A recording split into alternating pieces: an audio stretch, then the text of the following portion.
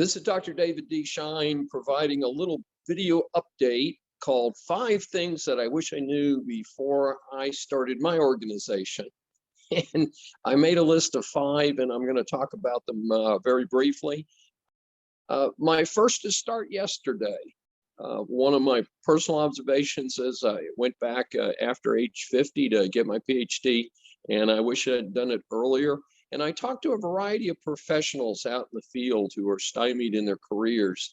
And a lot of them have reached their 40s, 50s, 60s, and sometimes find they're stalled out, often because they haven't pursued a graduate degree or some other type of professional certification.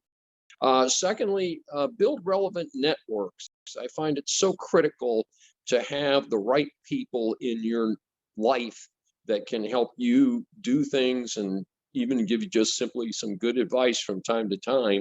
And one of the things that I noticed is that the situation is such that even in my own life, where I've networked with many people, that when my first book was released 3 years ago, that I did not have the right network. I did not have the right people connected to me who could help me get my book out there and get it promoted. And I've done better in the last year, but the book was already a little bit stale at that point. So I'm working on a new book, hope to have it ready in a few months, and I will try and avoid some of the issues that I had with the first book. Number 3, be open to suggestions. You know, one of the things is that number one, I'm not the smartest guy in the room, and you probably aren't either. And so we all need someone out there who can give us a third opinion or a second opinion. I'm asked to review a lot of resumes for professionals, and I do my best, and I'm pretty current on that.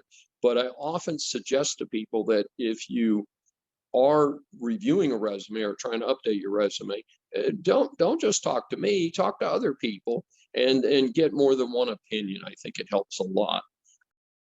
Number 4, ask your friends for help. When I was working on my book, I had maintained a friendship with Lindy and David Rakowitz from Northern Virginia, wonderful couple. I'd gone to high school with Lindy, and somehow we'd maintained contact on all those years before email. And of course, a great deal easier today with email and easy cell phone access and so forth. But in any event, they very kindly agreed to review the chapters of my current book as it was written and provided invaluable assistance to me. And that was very much appreciated. And, you know, sometimes you just can't replace your friends. And then number 5 is kind of related to the others as well, and that is build your team.